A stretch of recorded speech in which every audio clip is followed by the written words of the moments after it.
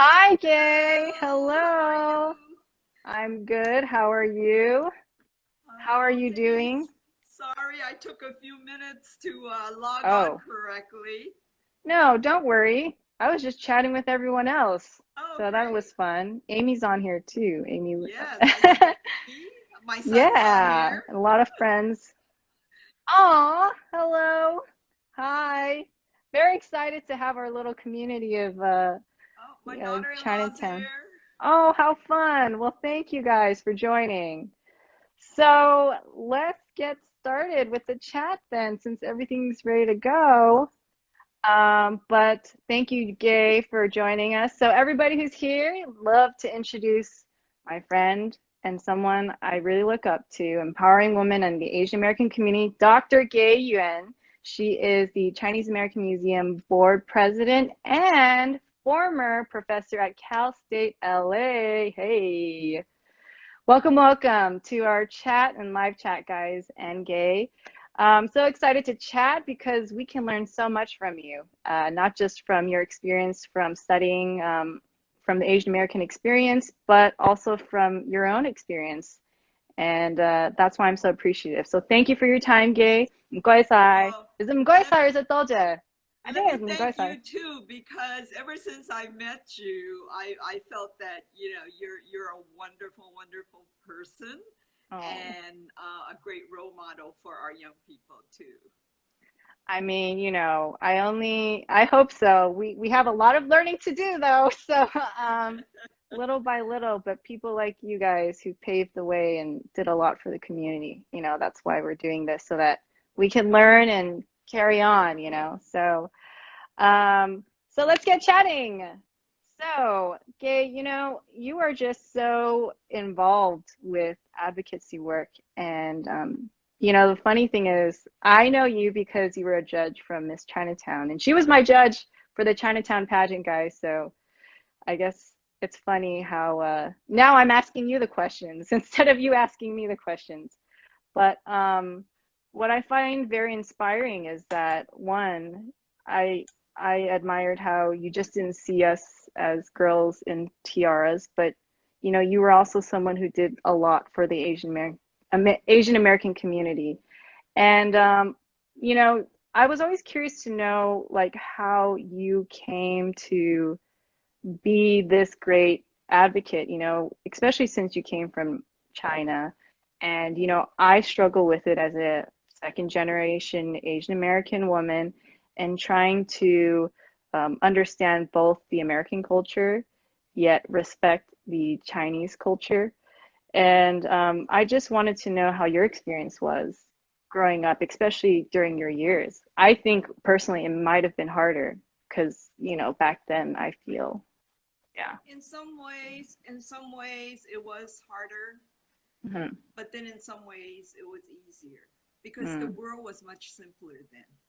mm, We're talking about the 50s. mm, Um, the United States economy was booming. mm, There weren't that many of us to be viewed as a threat. And of mm, course, there were lots of racial issues, mm. racism, in those days Right. also. And Mm, so I grew up feeling really miserable. mm, You, it was fine when we were living in Chinatown. I came at age mm. 6 Oh, in wow. 1956. You can do your math from Mm. there. but went to Castelar School. It was a typical immigrant experience. If you wrote a Mm, book on immigrants, I would be one of the many, and I would be lost in the crowd. mm. Um, Went to Castelar, started first grade there. Uh, in those days, you walk down Chinatown and everybody is Uncle this and Uncle that. Yep. Yeah. And Same. but the funny part that really kind of goes back to our history, which I didn't know until I became an adult, was I'd be walking with my dad down Spring Street or something in Chinatown, Hmm. then he'll say, "Oh, say hello to Uncle Lee," right? Then he'll turn Hmm. around and say, "Oh, he's really a Wong," right? Well, that Mm, talks to the paper son. mm. Yeah. issues, right? Mm-hmm. But that was just part of life because no, I would say 75% or more of the people didn't have their real last names. Mm. And that all goes back to the Exclusion Act Mm-hmm. and the U.S. trying to keep immigrants out. But when you're Mm. little and you're 6 years old and you're walking around, you don't think about things like that. The difficult part, though, was knowing that you're different, even in Chinatown, Really? because we had television in those days. Mm. Yeah. And so, with both parents as laborers and grandma and grandpa working, Mm. also, Yeah. mom and grandma did piecemeal sweatshop work. Dad was washing dishes at Hong Kong Lo in Yep. Chinatown, Mm-hmm. and grandpa was a janitor at the Biltmore Hotel Oh, wow. downtown. Mm. So, so I was basically, the TV was my babysitter. Mm. But what was I watching besides cartoons? It would be Father Knows Best, Mm. Leave It to Beaver, right? Yeah. Mm-hmm. And what they're depicting of American society is not what I was living at home. In Mm. those shows, Yeah. Dad went to work in a three-piece. Oh,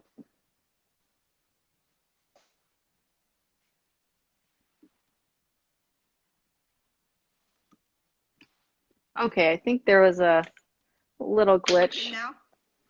I'm hopefully okay Am I now. back Yeah. now? Yes. I don't know if that was you, but we're back. We're I good. had to plug in my charger. Me too. I don't I'm know good. if Are you I'm good? overheating. I'm okay. Yeah. Okay, So, so I grew up basically watching shows depicting American life hmm, that was totally not my life. yeah. So mom was at home with a pretty little frilly apron cooking Mm, in the kitchen, and then when dad came home, he would hang up his hat and yeah. kiss the mom. My God, my dad never kissed my mom, right? Yeah. And so you grow up being immersed in your idea of what a normal family looks like, Mm, and then everything else in your life as a child yeah. points to how strange you are growing up Mm, Chinese and growing up in a white world. yeah. One example I really like to highlight is that growing up when we were being taught the food groups, right? Hmm. In Hmm. those days, there was the meat, the vegetables, the dairy, and the Hmm. sugar, right? Right. And the bread. And nothing in those pictures looked like anything we ate at home. Iceberg lettuce, steak or Mm, hamburger or hot dogs, right? The vegetables, yeah. carrots, celery, iceberg lettuce. Bread would be Hmm. white bread, hamburger bun, right? Yeah. And so you're going like, not only do we speak strangely, right? We don't Hmm. look right. And then now we don't even eat right. Mm, So one of the homeworks we had was, teacher was a very innovative teacher, I'm sure. mm, hmm. For homework, after learning about the food groups, we were each given a paper plate. We didn't have styrofoam in those days, so we were Hmm. each given a Hmm. paper plate, and we're supposed to take it home and draw what we had on the plate to indicate what we had for Mm, dinner, and then we would mm, talk about it the next day. Great homework assignment. What was the problem? I took that plate home. hmm. Do we eat like that at our house? Yeah, we No. didn't eat like that. We Yeah. had a bowl of rice. We had the communal, right? Hmm. Hmm. Thai, right? Yeah. That Yeah. that we all shared. Yep. And so I'm looking at that plate and I'm looking at our food, right? And we live with grandma and grandpa, mom, dad, and my Hmm. uncle. And I didn't know what to do. And of course, you Mm, can't not turn in your homework. right. So I took that bowl of rice and I dumped it. I went to the kitchen and got a big platter because we didn't have dinner Mm, plates, right? Because in a poor Chinese restaurant. Yeah. So I found the biggest platter Right. I could find. Right. I dumped the Right. rice onto the platter. I took the sauteed vegetables with either pork or meat or something, and I took a serving of that, Mm-hmm. and I separated the vegetables from the meat so Mm-hmm. that it looks like an American meal. But the Mm. sad part was I took that plate and I left the family table. I Mm. didn't eat dinner with my family for Mm. 3 or 4 years because I was Oh, wow. so ashamed to Wow. be eating the wrong way, right? Mm. And so those were a lot of major happenings that Mm-hmm. later on, as I reflect on what am I going to do as an adult and what am I going to do as a Yeah. teacher, then Mm. it made it gave me pathways to make Mm. significant choices. Wow. It really is these experiences that move us, and these almost traumatizing experiences that Very, really wakes us up, like you said, as an Asian American, or one that feels foreign for, always, trying to fit always. in. And that leads me to kind of the next question is, your experience growing up, how was that with merging into the civil rights movement and understanding, from your pain of feeling like you can never fit in, and that othering, being an othering, to how did you find that empowerment as an Asian American? First of all, I give you praise, Gay, for standing up and doing something like that being an advocate. I mean, and doing, I remember seeing a photo of you. I don't know, I don't remember what, but you were protesting something, and I'm like, you know what? That's amazing. For to do that is very not your typical Chinese woman. So yeah, please share that. I think I was fortunate to be growing up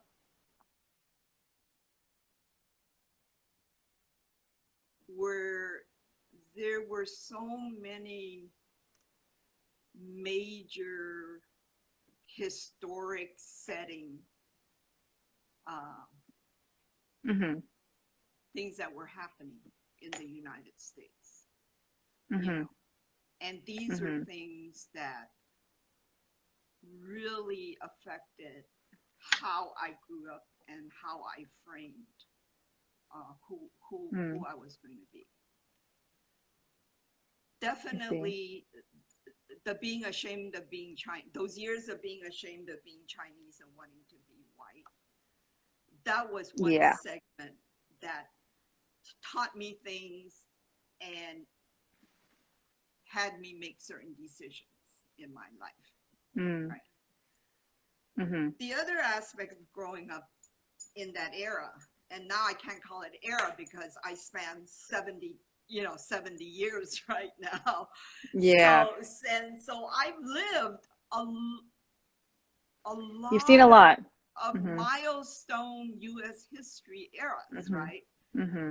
I remember seventh grade, middle school, we called it junior high then, and coming Mm-hmm. out and everyone was crying because John F. Mm. Kennedy was assassinated in Texas, Mm. Mm-hmm. right? Mm-hmm. And I remember in those days, the Chinese worshipped him because he was the Mm. one that brought about many of the changes in Mm. immigration policy in the US. Wow. And then later Johnson took over his policies and allowed more Chinese to come for family reunification. Mm. So that was a biggie because then you saw many Chinese people coming to the US. Mm. In high school, smack in the Vietnam War era, Mm-hmm. and even in high school, I wasn't woke yet, but in those days there were. I went to a very good public high school, Mm. in LA Unified. And I remember I already had classmates who really felt like the war was not right, Mm. and that led to being anti-establishment, right? And that's where Mm. you get the hippie era. Mm-hmm. So I lived through the hippie era too. But the most fortunate thing is to be at UCLA in the late 60s, Is where that where you studied? that's where I studied. My Oh, undergraduate wow. was UCLA. Mm. And so on one hand, I'm standing on top of the engineering building, watching a river of National Guards coming in to Mm. put down the protesters Oh, that wow. were against the war, right? Mm. On Mm-hmm. the other hand, because of our activism with the Blacks and with the Hispanics, we were able to push through Mm. ethnic studies at UCLA. Oh, wow. And so That's that what we was where I need. took my first course at UCLA, Intro to Mm. Ethnic Studies, Intro to Asian American Studies. Yeah. And it gives me the chills right now talking about it. But that's when all of a sudden, you don't want to be white. You want to be who you are. Yep. And you have every right as an American, right? Mm-hmm. But it was also interesting because I remember sitting in a class and there were, because it's university, it was a large mixture of people from all over the country as well as Yeah. international students. And I Mm-hmm. remember I remember the professor talking about minorities and then minorities and white folks, right? Mm-hmm. Chinese American guy was looking really puzzled. So he finally had the courage to raise his hand. And he Mm-hmm. goes, I'm not color. And so we all looked at him, and then the professor looked at him, and he said, if you're not color, what are you? And he goes, I'm white. Wait, you cut off a little bit. He said it Oh, was a Chinese American man that stood up, it was a Chinese American guy, or a young man, uh-huh. undergraduate, Mm-hmm. freshman, raised his Mm. hand and Mm-hmm. he says, I'm not color, I'm white. Oh, wow. And so we all went like that. And then finally somebody had looked at him and go, where are you from? And he goes, Texas. Yeah. And so it Oh my was right. gosh. In those days, we're talking about Oh, really? 1968, 69. In those days in Texas, Mm-hmm. the Asian Americans were your scientists and your engineers. And so Mm. they weren't put in the category of Blacks and Hispanics. Mm. So then he being born there and raised there with a father that's and so it's depending on what areas of Mm. the nation you grew up in, your Mm-hmm. perception of who you are, there's a regionalism too that is Oh, really wow. important. And so, so ethnic studies really shaped me. And I was Mm. so fortunate to be on that, in those beginning years, because we didn't know what ethnic study was. So we're Yeah. all going blindly, and the professors and the students are all kind of experimenting and trying to look into things that were interesting. So we had the Mm-hmm. Vietnam War going, right? Mm. We had Mm-hmm. ethnic studies. That's Wow. where there was the name changes, right? From Mm. Negro to Black to African American. We were still Orientals in those days. Oh, wow. Because Yeah. my bachelor's degree, because I ended up majoring in Chinese literature and culture Mm. and Same. history. Uh-huh. And so my bachelor's degree diploma from UCLA says that I was in the Department of Oriental Studies. Oh, wow. Yeah. So, so Mm. those are the changes that Right. we see.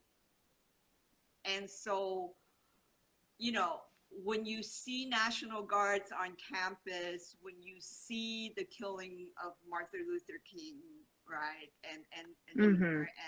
and the killing of both John and Bobby Kennedy, it all happened within years of each other. Mm. And then we talk about civil Mm. rights. We talk about, we talk about um, minorities fighting for a piece of Mm. their rights. Mm-hmm. We marched with Cesar Chavez and the Great Yes. Strikes, right? Right. And he marched Mm-hmm. down Westwood Boulevard, and we went with him, Oh, wow. And That's so, amazing. those were all part, and it wasn't like I sought those things.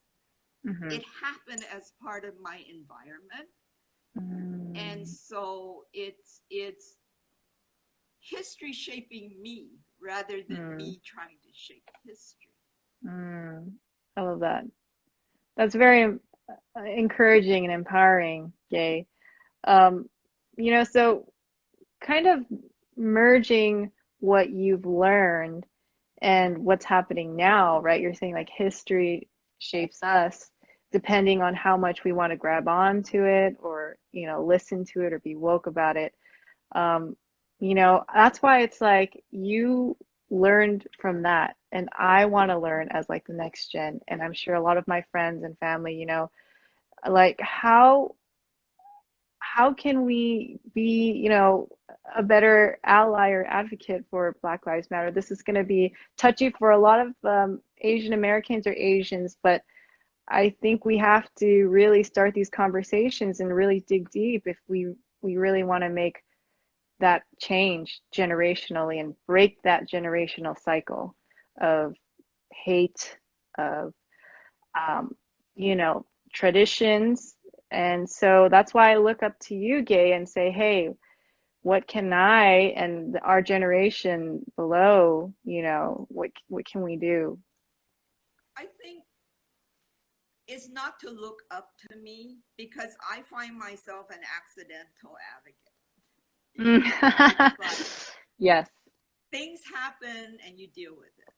So in many respects, I'm very pragmatic in that Mm. sense.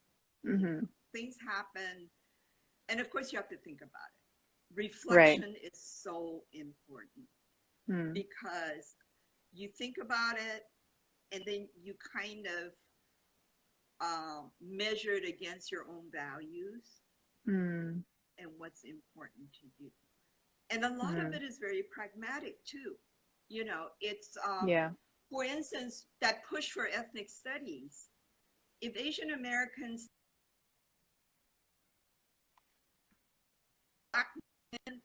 if we didn't go in Mm-hmm. with the Chicano movement, right, we wouldn't have gotten Mm-hmm. as far or as quickly, right? And so those are the partnerships, the coalitions Mm.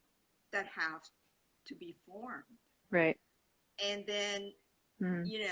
being Chinese American, we're the most separatist people I know of, right? You don't talk to the Mm-hmm. person in the next village because their accent is different from yours, right? Right. But Yeah. then if you look at what our numbers are, and in those days especially, we didn't have this influx of immigration and refugees coming in. Mm. If you look at our numbers, we're barely a blip. We're not even a blip on the radar, right? And so it Right. was important to come together with the JAs and with the Japanese Americans and the Mm-hmm. Chinese Americans and the Mm. Filipinos, right? Mm-hmm. And Mm-hmm. this thing called Asian American Studies. Mm. And then now you have a cluster of 3 departments of ethnic studies that can Mm. push forward policy Mm-hmm. much easier if we were fighting it alone. Alone. Right. So now we fast forward, right? And we look at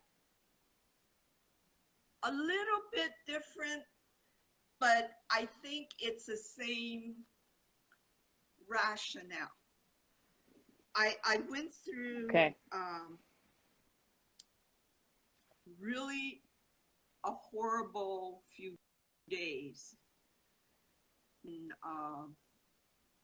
when a couple of the community organizations that I'm part of, we came out and made statements on behalf of our organizations about why Black Lives Matter, right?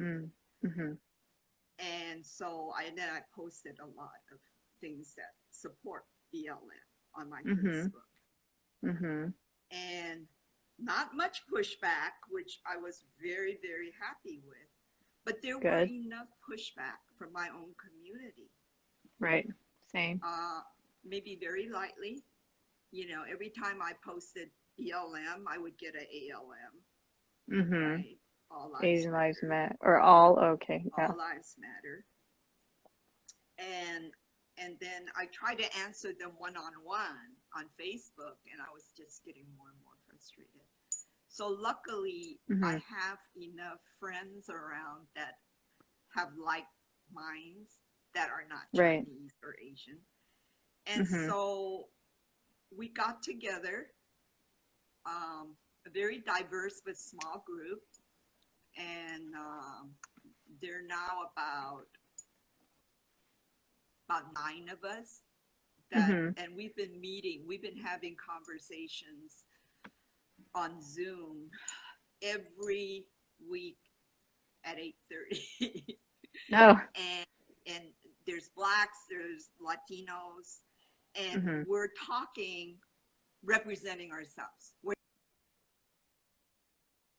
friends that we trust, that we can say, hey, why are the Black people like this, right? Or the Blacks will say, well, why can't the Chinese do this, right? Yeah.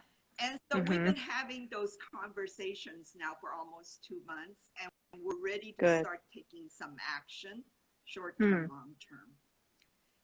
And truthfully, we don't know each other and we don't understand each other. And the people I'm talking with are leaders in their own communities. I'm talking about, you know, the chair of the LA Urban League, right? We're talking about Paula Madison, who owns the African American Chat, right?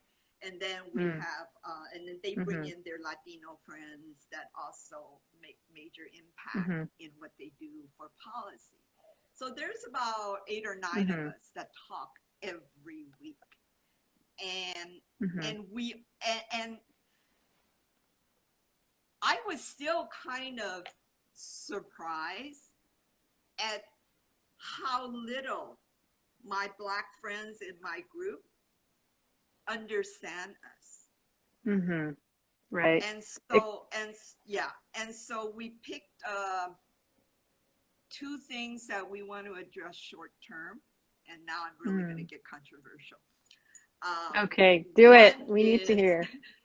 Yeah.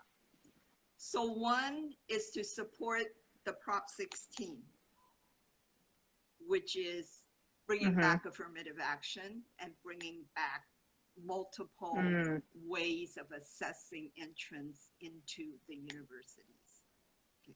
There's a lot of misinformation out there, and there's a lot of perceptions that the Chinese are rich and they're against affirmative action, and that's what much of the misinformation out there is saying, that it's going to keep our Asian kids out of Ivy League schools, right? So we feel that the vote's going to come up in the California Senate in a few months. So we feel like we need to address that immediately. And then the other thing we feel we need to address, which is starting to happen now, but maybe not to the extent that that some of us would like to see it, or the direction that some of us, is the police reforms, the LAPD police reforms, and also looking how to diversify what they're asked to do, because in a way it's very unfair too, that they're supposed to be the answer to everything, right? Without being trained for a lot of things. So right now, those are the 2 major front boiler issues Mm-hmm. that we're hoping to have something out in public within the next maybe 2 weeks. And Well, so, that's great. yeah, and we can't do it alone. Mm-hmm. And not only we can't do it alone, but we need to look at the whole picture. Right. If there's racism against blacks, there's going to be racism against us. And there's Mm-hmm. going to be racism against Definitely. Latinos, right? And if Mm-hmm. there's gender bias against women, Right. right, Mm-hmm. then we're going to be Mm-hmm. part of it, right? Right. So we're all interconnected.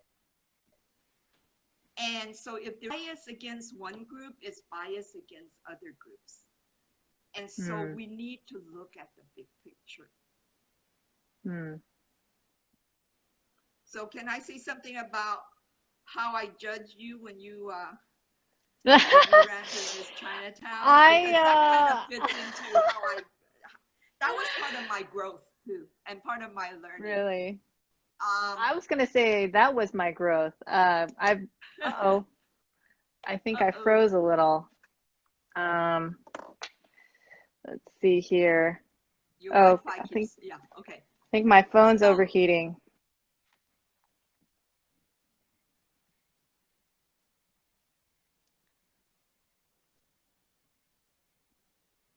Yes. Sorry, I'm still a little laggy, but right. Can you hear me? Maybe just a little. Let it kind of load a little, but I think I'm catching up. So yeah, please, yeah. So yeah. Part If of that guys, part of that whole awakening in the 60s, right? Was anti-war, ethnic studies, right? Anti-violence in general, right? But it was also the women's liberation movement. Don't forget that. Right. Right. And the movement then was very different, because I think what we tried to do in the women's liberation movement in the 60s and 70s is we tried to be like men, right? Yeah, Instead I of heard. saying women are strong and we can accomplish things our own way, and you need to recognize what we do and our capabilities, right? We try to be men, right? So put us in the white male echelons of upper management and we'll be happy, right? And that's why we went around burning our bras, because men don't wear bras, right? and we all got to start somewhere. But the other thing too is then it was not to look at women as objects. Yes. And so still happening. So that's when we wouldn't join sororities because they were so silly, right? We wouldn't join sororities. Wow. And we poo-poo beauty pageants, right? Because it all fit into how we felt women should be in power and not victimized. And so that kind of followed me for all these decades throughout my life. And finally, someone challenged me when I became president of the Chinese American Museum, and we started connecting with Chinatown and local Chinese American groups. And someone said, "Oh, it would be great if you can judge the Miss Chinatown pageant." Not me. I'm not doing that. I spent my life fighting against that, right? And that's when some of the people in the chamber said, "No, we're really different now. We're not looking at meat. The girls are well educated. They have a platform. They are socially conscious, right? And talented." And so someone challenged me. It was kind of like a bet. And they bet that if I judge 1 year, then I can see for myself. And as a teacher, I keep talking about lifelong learning, right? Yes. I mean, This is Uh-huh. my first time learning Instagram, so it's never too old to learn something new, right? So No, I you're met the right. challenge, and I said, okay, let me go judge that year. And lo and behold, Miss Chinatown right here in front of me, and we've become very good friends, haven't we? How We many years ago have. was that? This was 2014. What year? 2014, yeah. For me, You that you froze. judged, oh, okay, 15? 2014. 2014. 2015? Huh? 14. 14. Yeah. 14, yeah. Wow, that's 6 years ago. Yeah. That was. See? I must say it was a learning experience for me too. And I am very appreciative of that experience because it really did open up my understanding of my own Asian American experience. Am I freezing? Yeah. No, you're fine. So, You're kind of okay, cool. breaking up in and out.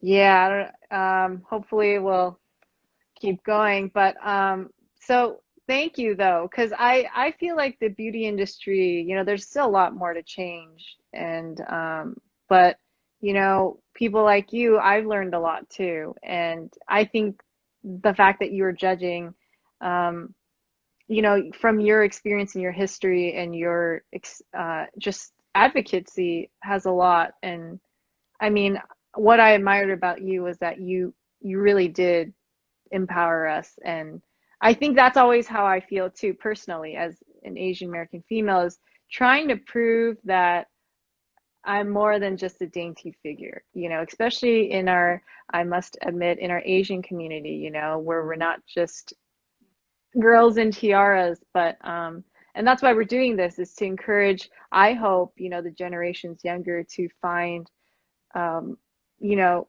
to find some sort of sign of you know, sign or understanding of their own culture. Because I really did, even as a 30-year-old, struggle with a lot of that.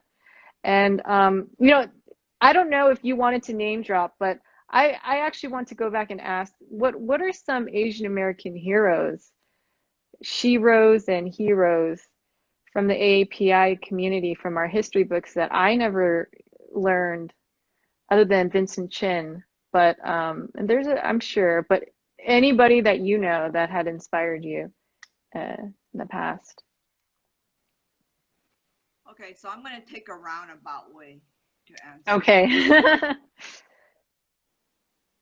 Back to the days of being ashamed of being Chinese, right? Hmm. And so I'm Yeah. sure my behavior reflected how I felt. Mm. And I remember going to my 10th year high school reunion Mm. and saying hello to past schoolmates in high school. Hmm. And I remember a friend of mine that came up to me, said, "Hi, Gay, how are you? I remember you were so ashamed of your mother." Mm. So I must have really reflected that shame, right? Hmm. And so,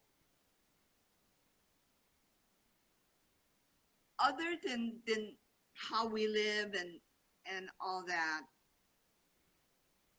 what history didn't teach us is, and history's still not teaching us, Hmm. is Yep. that history was told to us from lies that the European forefathers, right, Hmm. did. Mm. And so Yep. I've always hated history, right? And Mm. never knew why, but hated history. And then the more I thought about later on, it's because I couldn't relate to it. It meant nothing to me. My Mm. forefathers didn't land on Plymouth Rock. Yeah. My great grandparents didn't get on a covered wagon and cross the Rockies to Hmm. land in LA, right? Hmm. And so, you know, yeah, some Chinese people, now I realize some Chinese people fought in the Civil War, but even then, I Mm-hmm. knew there was a civil war, but what does that have to do with me, right? Right. Mm-hmm. And so that history, that not knowing affects who we become. Mm-hmm.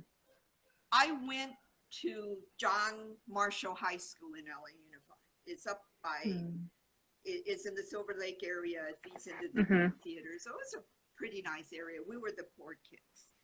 Mm-hmm. But the Silver Lake area people also fed into John Marshall.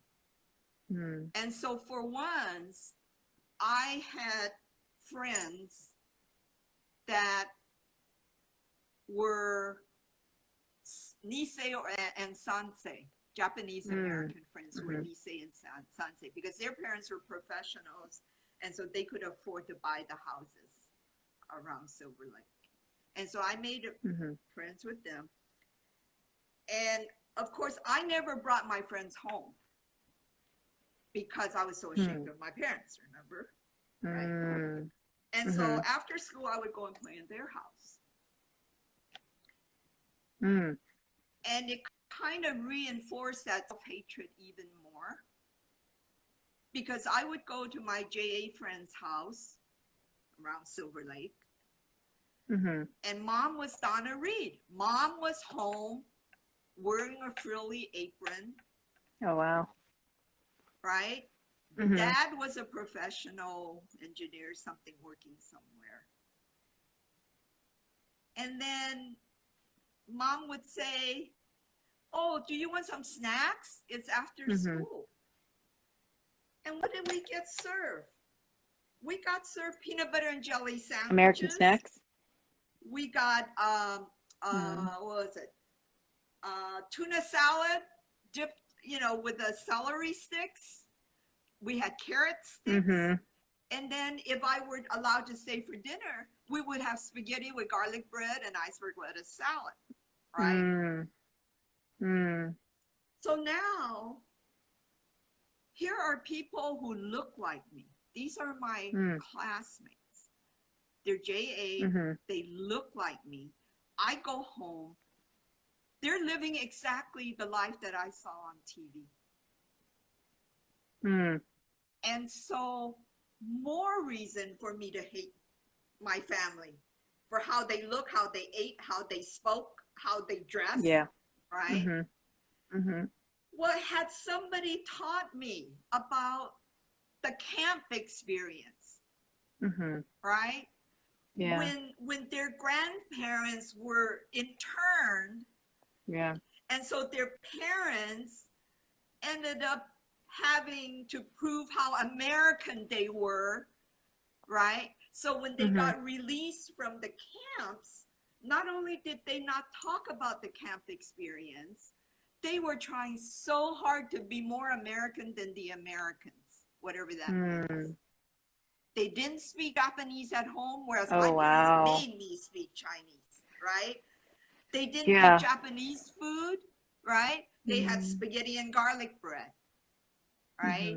And the mom stayed home because the dad earned enough money, right? Because then they came back with a GI Bill or whatever, right? To go to college.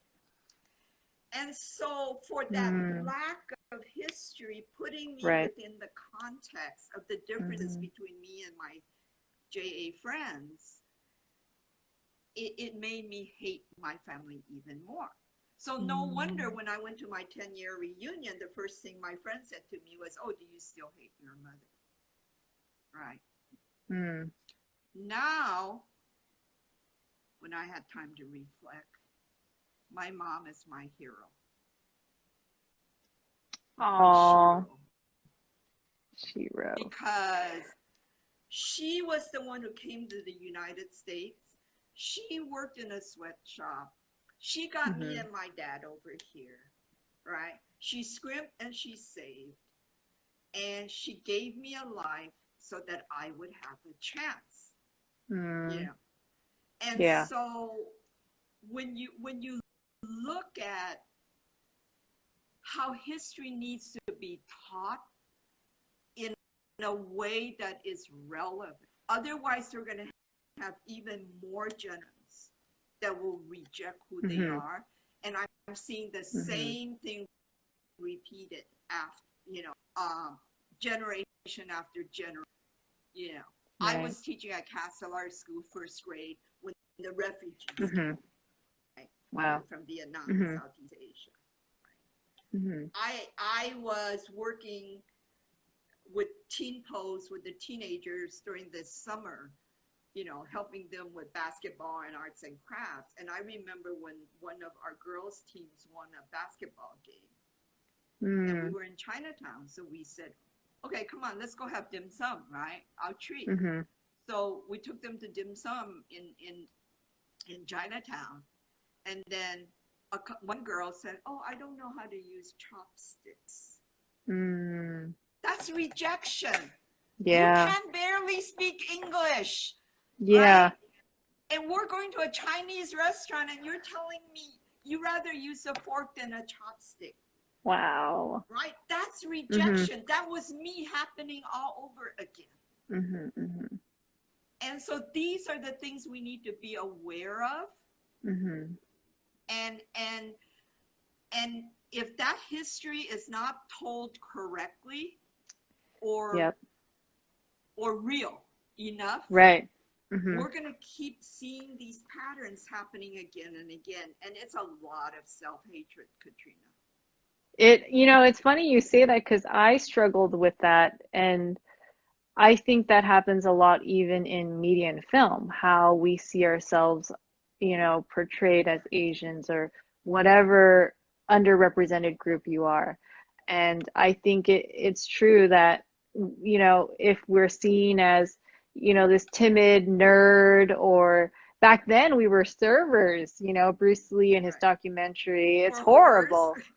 Yeah, or whores. Yeah, and it's very detrimental. And um, I first of all applaud and appreciate you for being honest with that, because I struggle with that too in the past, and pushing for, understanding our history, and the fact that you say, so much of our history is so important to understanding who we are, which is more of a reason why we need more of this. And I wish, but when I was younger, I didn't have an interest either. I didn't know why. I didn't have an interest in history.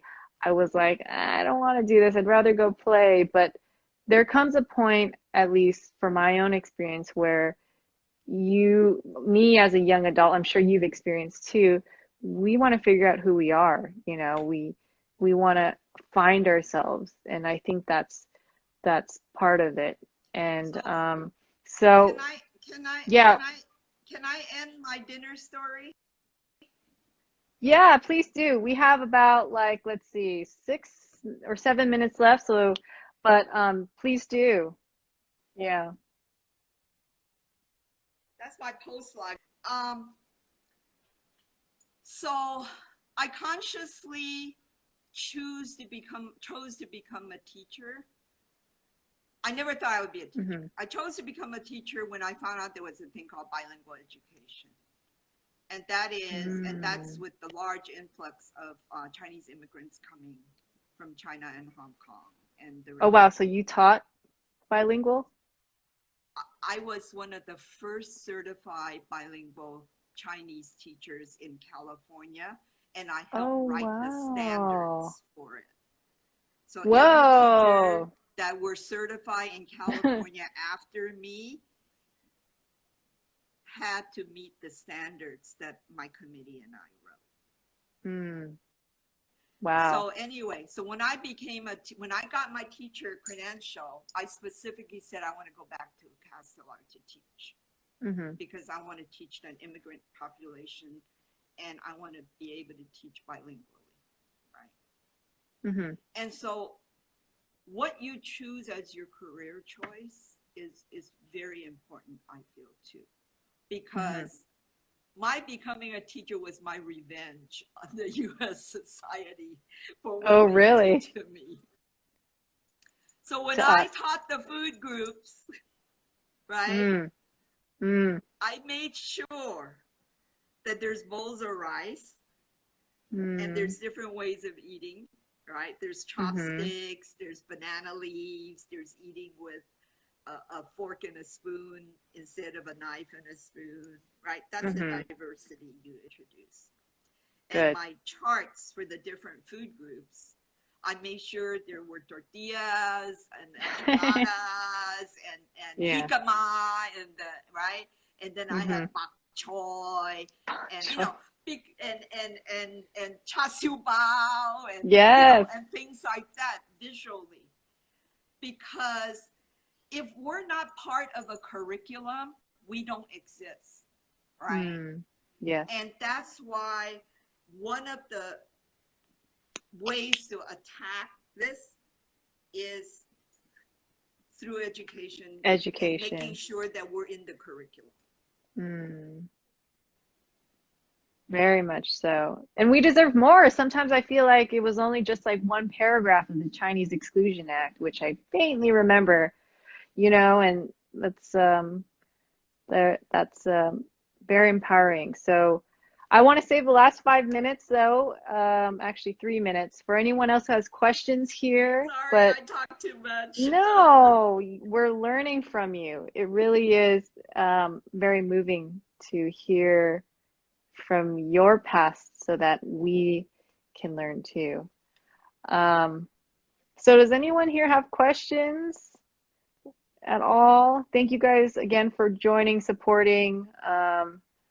Thank you, everybody. But if not, then, I just wanted to leave, the last few minutes to you if you wanted any lasting. This is going to be recorded, so it's almost like I'm documenting it. So if you had one or, last thing to say, what would you say? I think we're living in very difficult times right now. Um, the COVID virus has resurfaced the Mm-hmm. racism Mm-hmm. against Asian Americans and Chinese Americans in particular, but Mm-hmm. they've never been able to tell us apart, so it doesn't matter. I mean, that's what Kim Right. Vincent Chin, right? So Mm. I think that we need to be especially careful in our encounters because racism is out there, and right now it's okay to be a racist. And so we need to Mm. be very careful. Mm. Um, what protects us is our ability to form coalitions and to have friends. Right. And so the Allies. more we have like-minded friends, the better we will be. And so it's important to get the message out there, whether it's through education, through cajoling, Mm. through brainwashing. We need to get our friends to join together, and so that we can live through this crazy period right now. I've never had it It this is. bad, you know. Yeah. And so It's everybody needs to be careful out there, and we need to be united as one. amazing. We got 30 seconds left, so you finished just perfectly. But thank you so much, Gay. Thank you for your time, for your experience, Thank and for you. your stories. So thank you, Gay. So thank you guys for joining too, and Thank stay you safe, everyone for stay well. watching. Thank All you right. guys. See you. Bye Bye. bye. Bye.